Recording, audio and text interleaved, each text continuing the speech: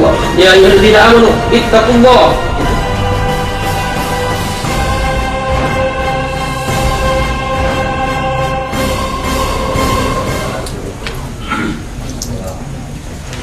Alhamdulillah, wassalatu wassalamu ala rasulillah wa ala alihi wa sahbihi wa mawala.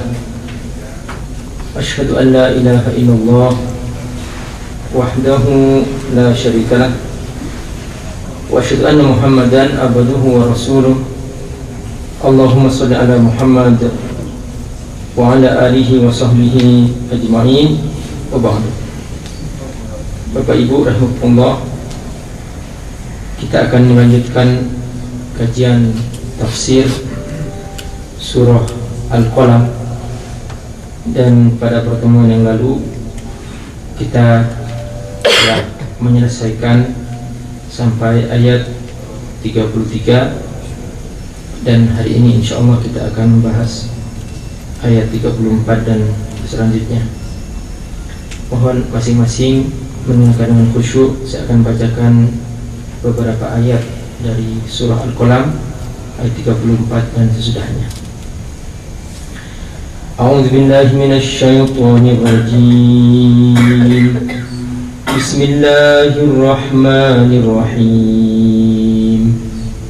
Inna lil muttaqina inda rabbihim jannatin na'im. أفنجعل المسلمين كالمجرمين ما لكم كيف تحكمون أم لكم كتاب فيه تدرسون إن لكم فيه لما تخيرون أم لكم أيمان علينا بالغة إلى يوم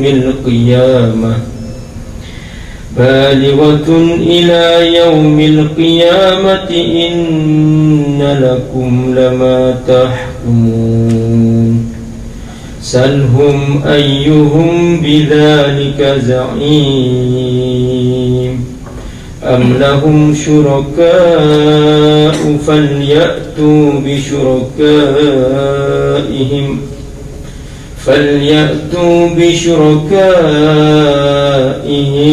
إن كانوا صادقين يوم يكشف عن ساق ويدعون إلى السجود فلا يستطيعون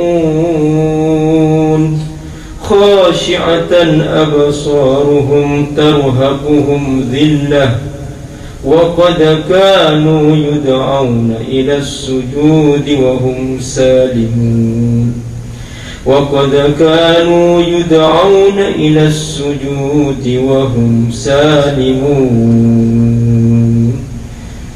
Sadaqallahul azim. Inna lil muttaqin. Inna sesungguhnya, lil muttaqin bagi orang-orang yang bertakwa, inda rabbihim di sisi Tuhan mereka, jannatin surga, an-na'im yang penuh dengan kenikmatan. Bapak Ibu rahimakumullah, setelah Allah Subhanahu wa taala menceritakan pada ayat sebelumnya tentang kisah orang kaya yang diberi oleh Allah 2 kebun. Sang ayah dan sang ibu adalah dermawan ketika dia masih hidup, dan mereka memberikan hak fakir miskin, dan kebun-kebun itu semakin subur. Begitu kepemilikan kebun itu pindah ke ahli warisnya, ternyata anak-anak mereka adalah anak-anak yang bakhil. Para fakir miskin tidak diberi haknya.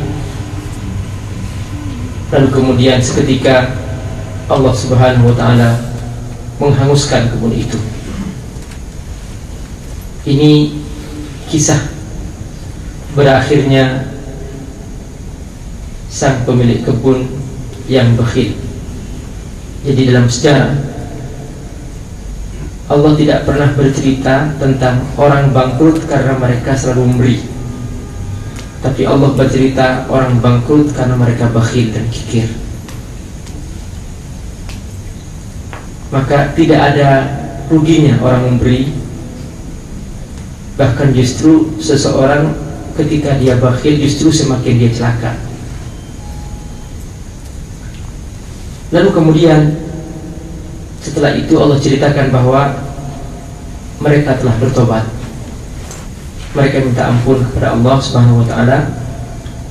Lalu mereka memohon kepada Allah agar mereka diganti.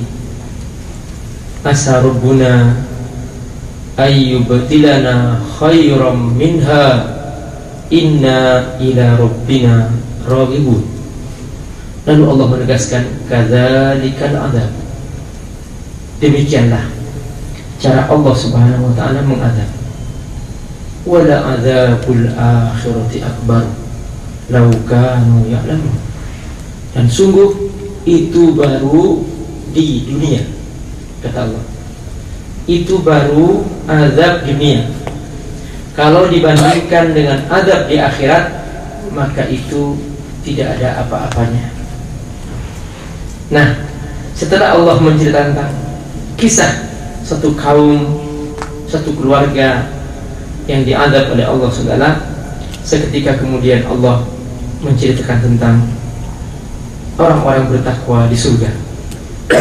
Kata Allah, Inna lil muttaqin. Di sini kebalikannya. Setelah Allah menceritakan tentang suatu azab, dan di sana Allah memberikan isyarat bahwa di akhirat ada azab yang pedih, maka kemudian begitu ditutup cerita itu selesai, Allah pindahkan kepada kebalikannya, yaitu tentang surga.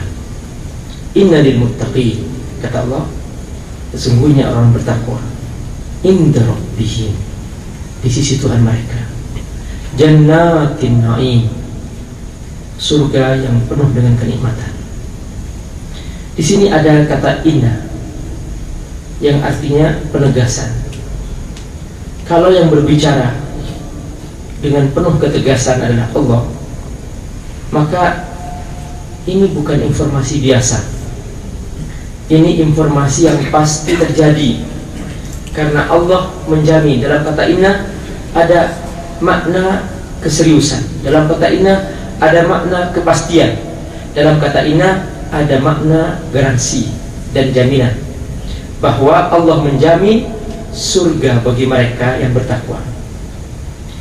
Nah, pelajaran kedua yang bisa kita ambil di sini adalah kata lil muttaqi, bahwa syarat untuk masuk surga adalah bertakwa. Bertakwa. Subhanallah. Dalam Al-Quran, barakallah, Allah Subhanahu wa ta'ala selalu menegaskan tentang pentingnya takwa. Setiap Allah cerita tentang surga, bercerita tentang kemenangan, Allah bercerita tentang takwa. Allah firman, wasari'u ila maghfiratin min rabbikum wa jannatin arduha as-samawati wal ard u'iddat lil muttaqin. Segeralah kamu memohon ampun kepada Tuhan, mohon ampun kepada Allah, ila maghfiratin min rabbikum. Di sini bahwa bertakwa itu di antara cirinya adalah segera mohon ampun, segera bertobat. Wasari'u ila maghfiratin min rabbikum. Lalu Allah menjamin kalau kau segera bertobat, segera minta ampun kepada Allah, Allah langsung wa jannatin arduha as-samawati wal ard. Jaminannya adalah surga yang luasnya seluas langit dan bumi. Itu maksudnya satu level. Satu level. Karena kata Rasulullah SAW, inna fil jannati mi'atu darajah. Sesungguhnya di surga itu ada 100 tingkat. Ma baina darajatin wa ukhra baina as-sama'i wal ard. Antara tingkat ke tingkat sama luasnya seperti langit dan bumi. Berarti 100 tingkat itu masing-masing tingkat itu seluas langit dan bumi. Makanya dikatakan bahwa fa idza arada ayyamtu ahlul jannati sufla, kalau penghuni surga yang di bawah ingin melihat lantai 2, lantai yang di atasnya, maka dia mengatakan faka'annama, kata Rasulullah SAW, faka'annama yanzuru najman fis sama, dia seperti melihat bintang di langit, saking jauhnya lantai 2 istilahnya. Jadi itu tingginya atau luasnya surga.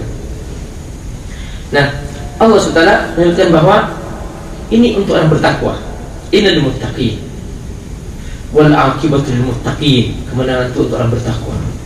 Allah, makanya Allah manggil, ya ayyuhalladzina amanu ittaqullah, wahai orang yang beriman, jangan hanya beriman, kata Allah, kejar level takwa, naik tingkat, minimal kamu takwa, jangan hanya beriman, kata Allah, ya ayyuhalladzina amanu ittaqullah, gitu.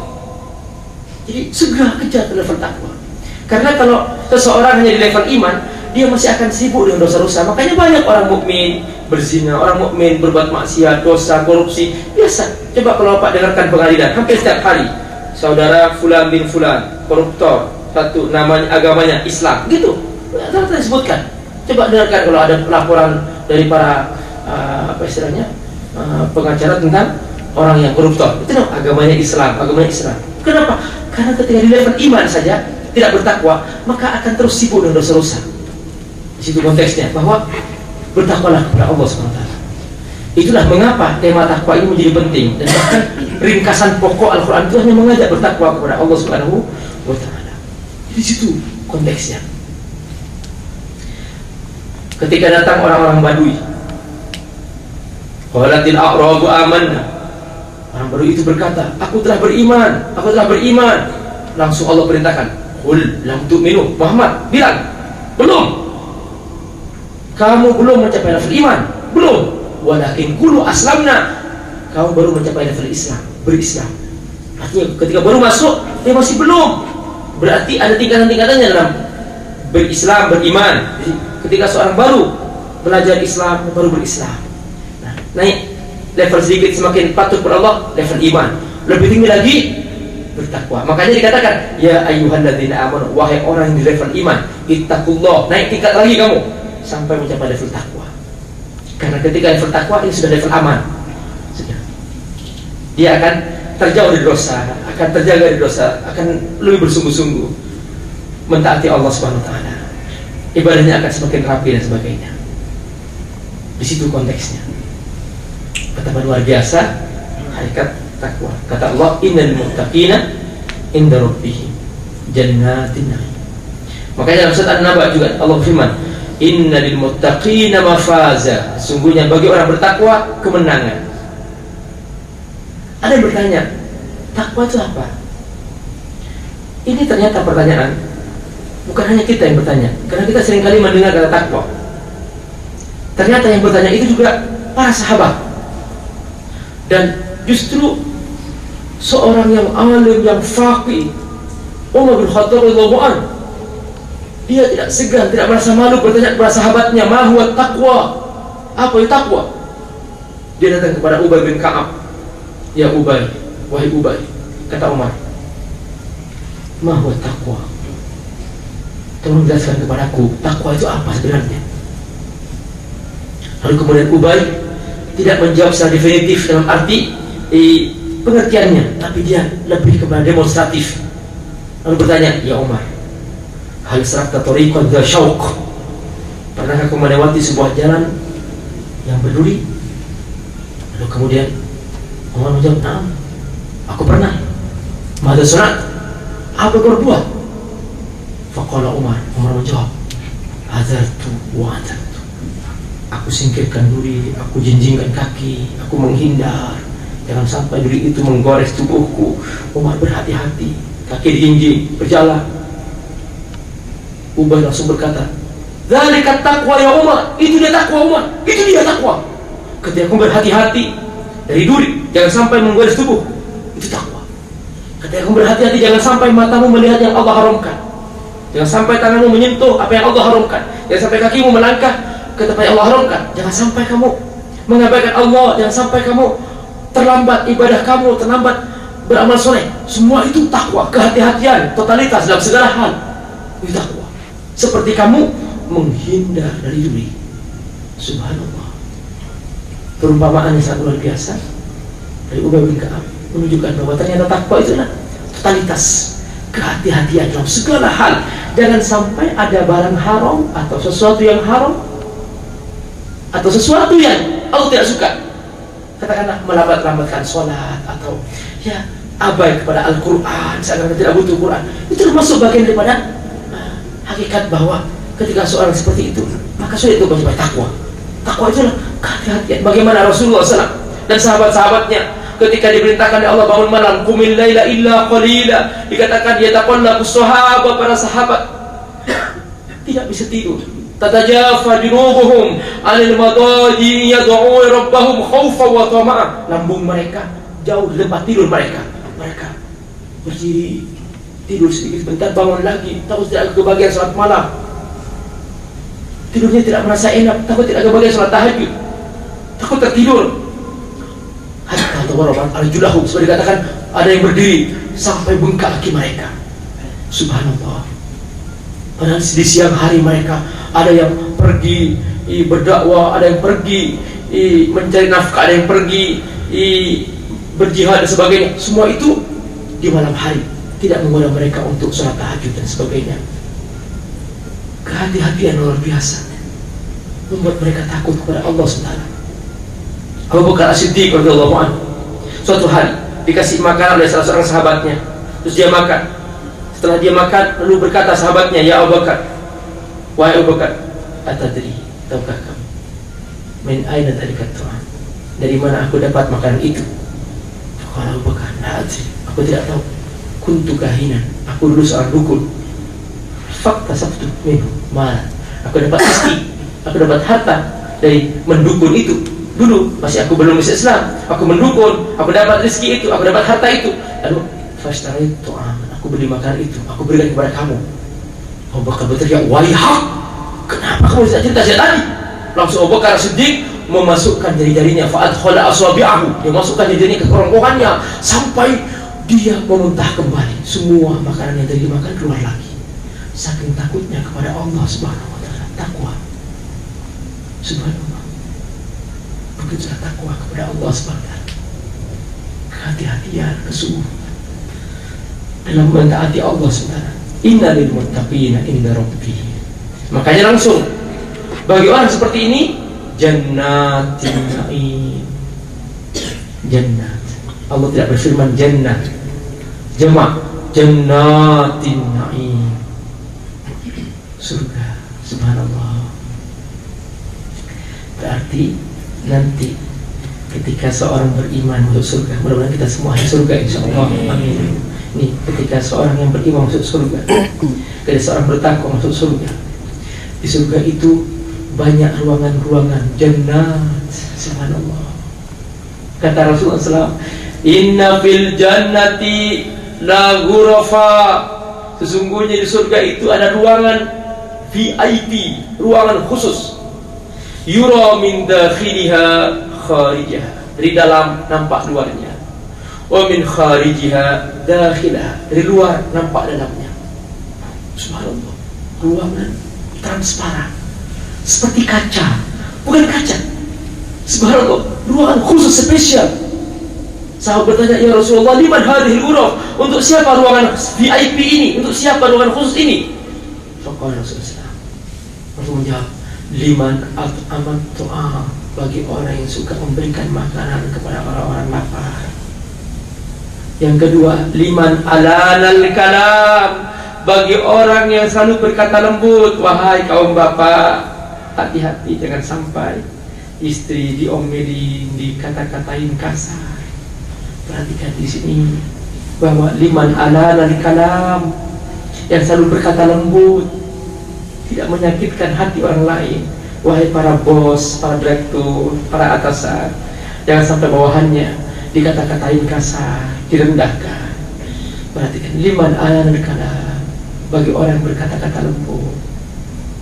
Lalu bersabda yang ketiga, liman qamal lail wan nasu niyam, juga ruangan khusus ini untuk orang yang bangun malam di saat orang-orang tidur. Jannatin, surga, subhanallah, begitu banyak jumlahnya. Begitu keluar, di depan ruangannya ada lagi ruangan khusus. Hurum maksuratun fil khiyam. Ada tenda. Dalam tenda ada bidadari. Fihinna khairatun hisan. Fabi ayyi ala'i rabbikuma tukadziban. Hurum maksuratun fil khiyam. Fabi ayyi ala'i rabbikuma tukadziban. Subhanallah, Allah menyebutkan bahwa ada sebuah tenda, di dalamnya ada bidadari. Subhanallah, indah sekali. Jannatin, surga yang jumlahnya tak terhingga. Begitulah Allah SWT menyebutkan bagi orang bertakwa, surga yang luar biasa, keindahannya tak terhingga. Ya, apa tahu bahwa kata Rasulullah SAW, jangan dikira surga itu hanya sekedar sebuah ruangan mewah seperti sebuah istana di dunia. Tidak, jangan berpikir itu. Kata Rasulullah, la maudhi'u sautin fil jannah khairum minad dunya wa ma fiha. Subhanallah, bekas cemeti dipukulkan ke tanah, ada bekasnya. Itu bekasnya di surga lebih indah dari dunia dan seisinya. Subhanallah, satu kancing di surga yang dipakai di surga lebih indah dari dunia dan seisinya. Satu kancing, ya Rabb, semua perhiasan, satu mahkota lebih indah dari dunia dan seisinya. Jangan dikatakan sesuatu yang bisa kita bayangkan, tidak bisa dibayangkan. Sampai dikatakan Rasulullah SAW, mana ainun ra'at, kata Rasulullah SAW, tidak pernah dilihat oleh mata, wala udhunun sami'at, dan tidak pernah dilihat oleh telinga, wala ma khatara fi qalbi bashar, dan tidak pernah bisa dibayangkan oleh khayalan manusia. Nanti Bapak Ibu pulang ke rumah, bayangkan sebuah istana yang sangat megah, bayangkan sebuah ruangan yang sangat indah, bayangkan sebuah pemandangan yang sangat luar biasa indahnya, bayangkan. Dan paling indah itu tidak akan pernah menyaingi indahnya surga yang hakiki.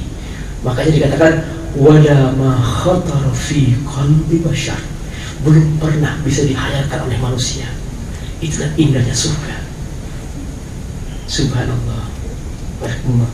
Jannatin, naim. Nah, kata naim ini pecahannya nikmat. Nikmat adalah enak, lezat, nikmat.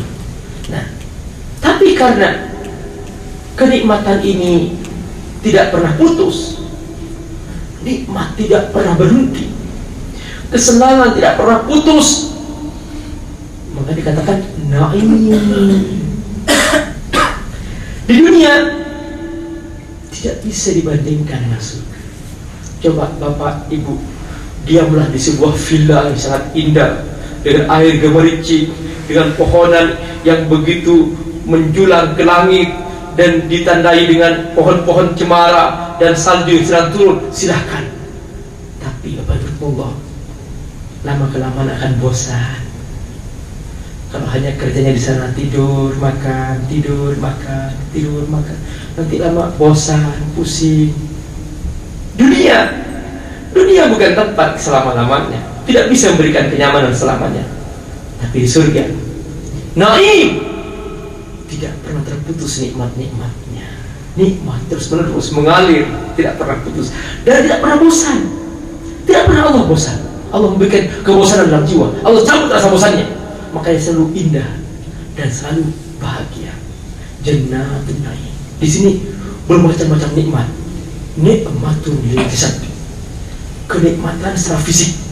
Allah sediakan segala macam makanan.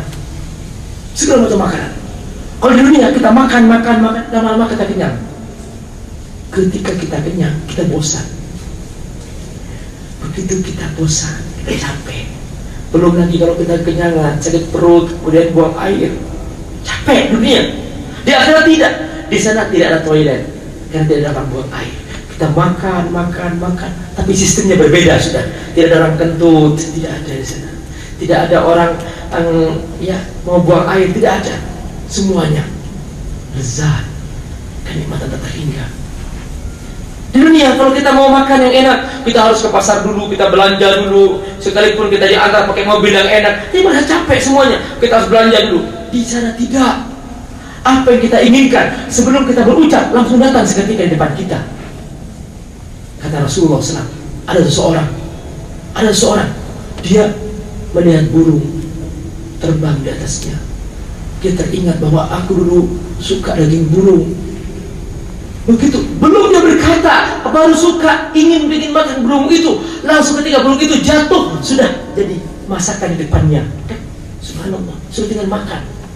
Seketika otomatis, tanpa capek menimbaknya, tanpa capek memotongnya, tanpa capek untuk masaknya. Begitu cerita Rasulullah SAW bahwa di surga kelezatan tak terhingga. Subhanallah. Dan kaum wanitanya di surga, naim, kelezatan tak terhingga, kesenangan tak terhingga. Kata Allah, waja'alnahunna abkara. Setiap wanita surga adalah gadis, dan mereka selalu dibikin gadis oleh Allah SWT, dan tidak pernah hamil lagi di sana. Tidak hamil. Sudah.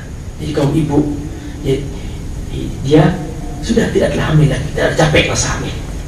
Makanya dia selalu gadis. Setelah bersama suaminya, gadis lagi otomatis lagi. Begitu luar biasa Allah SWT memposisikan wanita di surga. Ada seorang ibu, kata Rasulullah, seorang wanita, hobinya hamil. Dia begitu sampai di surga, dia ingin hamil seperti dulu di dunia, karena dia hobinya hamil. Dia minta, ya Rabb, aku ingin hamil. Tapi karena di surga berbeda sistemnya, tidak seperti dunia, maka dalam hitungan detik dia langsung hamil, dan langsung dia melahirkan, langsung anaknya besar, otomatis. Subhanallah, tanpa bercapek-capek prosesnya. Karena di surga berbeda sistemnya dengan seperti di dunia. Itulah kenikmatan di surga. Inna lil muttaqina jannatin na'im. Subhanallah, Allah meringkas ya. Ini kalau kita gambarkan tentang surga tentu sangat luas dan panjang. Tapi Allah meringkas dalam satu ayat tentang keindahan surga, hanya menegaskan jannatin na'im. Lalu kemudian di sini Allah bertanya, afanaj'alul muslimina kal mujrimin? Coba, kata Allah, afanaj'alul muslimina kal mujrimin? Apakah kemudian aku akan menjadikan sama, aku akan menganggap sama orang-orang yang patuh muslimin? Di sini muslimin artinya orang-orang yang patuh, besar diri kepada Allah, yang patuh kepada Allah, tidak niko-niko, tidak mencari alasan untuk menghindar ajaran Allah, bersungguh-sungguh muslimin. Patuh apa kata Allah, yang haram ditinggalkan, yang halal diambil, yang Allah perintahkan dikerjakan, yang Allah larang ditinggalkan. Muslimin, kata Allah. Apakah aku samakan kal mujrimin? Aku anggap dia seperti orang-orang yang sibuk dan dosa-dosa? Kal mujrimin? Malakum kaifa tahkumun? Malakum, dari mana kamu berkata demikian? Nanti kalau kamu mengatakan nanti di surga sama saja. Nah di sini balasan atau jawaban bagi orang-orang yang mengatakan bahwa nanti semuanya masuk surga, ya pendosa, kafir, mukmin, semuanya sama masuk surga, semua agama masuk surga, semuanya, kata mereka. Kata Allah, tunggu dulu, apakah aku akan menganggap sama orang-orang yang patuh mentaati aku dengan orang-orang yang memang berbuat dosa, sibuk dengan itu? Di dunia masih berlaku hukum general. Contohnya dalam satu perusahaan ada seorang yang rajin mengerjakan tugas luar biasa, ada seorang yang sering terlambat, seringnya pekerjaannya tidak maksimal dan sebagainya. Tapi boleh jadi gajinya sama di akhir bulan. Kenapa? Karena seringkali berlaku hukum general, atau bahkan mungkin lebih tinggi gajinya, sekalipun dia kerjanya tidak banyak seperti orang-orang yang lebih banyak, karena pangkatnya lebih rendah maka lebih sedikit, karena lebih tinggi pangkatnya lebih besar gajinya, sekalipun dia tidak bekerja keras seperti orang-orang bawahnya, dan seterusnya. Di dunia sering berlaku hukum general, tapi di akhirat tidak. Kata Allah, afanaj'alul muslimin wal mujrimin? Apakah aku samakan orang yang bersungguh-sungguh mentaati aku, orang yang tidak disamakan? Tidak mungkin sama. Kata Allah, Allah punya malaikat raqib, malaikat atid, yang masing-masing mencatat semua amal itu. maka tidak akan sama. Nah, semua itu tidak dihukum secara general.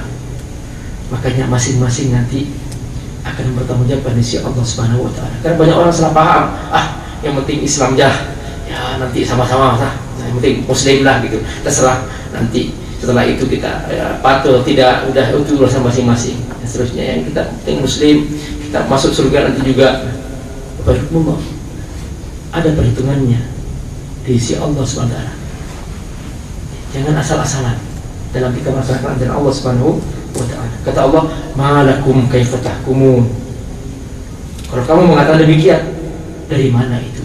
Apa dasarnya? Am lakum kitabun fihi tadrusun? Memang ada buku pegangan bahwa semua itu sama, semua agama itu sama, semua orang itu sama nanti di sisi Allah, nggak ada klasifikasi. Coba kata Allah, kitab apa yang mengajarkan itu? Am lakum kitabun fihi tadrusun? Memang belajar kitab apa? Mana kitabnya? Kalau memang itu ada, kitab yang mana mengajarkan itu? Kata Allah, inna lakum fihi lama takhayyarun. Artinya bahwa kamu nanti di akhirat bebas memilih. Ada yang mengatakan bahwa nanti kita di akhirat bebas memilih. Yang penting kita masuk duluan ke surga. Itu seperti kita naik bis dunia, kalau kita naik lebih cepat, lebih dapat. Nanti di surga, di akhirat juga demikian. Siapa yang masuk, yang nyampe duluan, masuk surga duluan. Tidak demikian. Kata Allah, kita apa yang mengatakan itu? Ya, mereka mengatakan bahwa nanti sama saja. Yang penting siapa yang cepat, siapa dapat. Soal dunia itu urusan nanti. Yang penting sekarang kita nanti sampai di akhirat segera bangun, segera masuk surga. Yang duluan, dia masuk duluan. Tidak demikian. Kata Allah, inna lakum fihi lama takhayyarun, bahwa kalian boleh memilih surga atau neraka. Am lakum aymanun alaina balighatun ila yaumil qiyamah inna lakum lama tahkumun. Apakah kamu punya jaminan? Kamu punya berani bersumpah aiman bahwa kamu akan mencapai apa yang kamu inginkan pada hari kiamat? Jaminan ini berlaku sampai hari kiamat, lalu bahwa kamu akan mendapatkan apa yang kamu inginkan nanti, terserah kamu. Salhum ayyuhum bidzalika sa'id. Coba kamu tanyakan, siapa pemimpin kamu? Tanyakan pemimpin mana? Tokoh-tokoh kamu yang kamu ikuti, coba. Dia bertanggung jawab, yang dulu pernah membimbing kamu, mengajar kamu, dia memberikan tuntunan kepada kamu. Coba panggil mereka. Apakah benar itu terjadi? Am lahum syuraka faliyatu bisyurakaihim in kanu shadiqin. Kata Allah, atau Tuhan, mana Tuhan-Tuhan yang kamu sembah selama ini di dunia? Coba panggil Tuhan-Tuhan kamu itu. Coba, apakah dia memberikan jaminan bahwa kamu selamat dari api neraka? Kata Allah, kalau kamu memang benar, in kanu shadiqin. Subhanallah. Begitu pemandangan ini terjadi, begitu semua manusia bingung, mereka tidak tahu, tidak bisa menjawab. Mana bukunya? Mana jaminannya? Kata Allah, mana jaminannya? Mana bukunya bahwa kamu tuh dijamin masuk surga tanpa ikut Allah? Mana bukunya? Mana tokohnya kamu? Mana panggil tokohnya? Mana Tuhan kamu yang kamu sembah? Panggil ke sini juga bahwa dia menjamin kamu masuk surga. Mana? Kata Allah Subhanahu. Seketika kemudian Allah Subhanahu wa taala menyingkap betisnya. Nih, yauma yukshafu an saqin. Pada hari itu langsung Allah singkap betisnya, baru ditampakkan sebagian dari betisnya, sak, kaki bagian bawah. Allah menampakkan itu. Wa yud'auna ila sujud. Allah panggil, ayo yang beriman, yang jujur beriman, yang ikhlas beriman, usjudu, sujud. Fala yastati'un. Ternyata mereka tidak bisa. Yang pura-pura bersujud dunia, yang tidak ikhlas bersujud, yang munafik, yang kafir, begitu melihat sebagian dari betis Allah Subhanahu wa taala yang maha mulia, yang maha agung, lalu Allah perintah bersujud, begitu hendak bersujud, kata Rasulullah, tiba-tiba ada penghalang di punggungnya, ada yang menghalang, ada yang menahan. Fala yastati'un, maka mereka tidak bisa bersujud. Seketika mereka, ketika melihat orang-orang beriman yang jujur beriman, mereka bersujud semuanya. Mereka tidak bisa. Kok tidak bisa? Kenapa? langsung seketika muka mereka pucat. Khasyi'atan absaruhum tarhaquhum dhillah. Mereka penuh ketakutan. Khasyi'ah, pandangan mereka penuh ketakutan dan mereka hina. Kata Allah, wa qad kanu yud'auna ila sujudi wa hum salimun. Itulah akibatnya. Dulu di dunia mereka pernah diajak untuk bersujud, mereka tidak mau, padahal mereka sehat, padahal mereka mampu, tapi mereka tidak mau bersujud.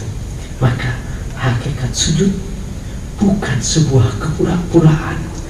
Hakikat sujud yang kita lakukan sekarang ini adalah sujud yang nanti akan mengantarkan kita bisa sujud di akhirat nanti. Ini bukan kepura-puraan, bukan main-main, bukan basa-basi. Ini adalah kejujuran hati kita. Ketika seseorang jujur kepada Allah, maka di hari kiamat ketika Allah meningkap sebagian dari betisnya, maka Allah perintahkan bersujud, maka dia akan bisa bersujud. Sebaliknya orang yang pura-pura, orang yang basa-basi, orang yang tidak patuh kepada Allah, orang-orang yang munafik, orang-orang yang kafir, mereka tidak akan bisa bersujud. Disitulah kemudian nampak siapakah yang ahli neraka dan siapakah yang ahli surga. Itulah salah satu cara Allah mengklasifikasi di padang mahsyar, di alam akhirat nanti, siapakah ahli surga dan siapakah yang ahli neraka. Mudah-mudahan kita semua termasuk ahli surga insyaallah. Amin ya rabbal alamin. Sampai di sini kajian kita. Subhanakallahumma wa bihamdika asyhadu an la ilaha illa anta astaghfiruka wa atubu ilaik. Wassalamualaikum warahmatullahi wabarakatuh.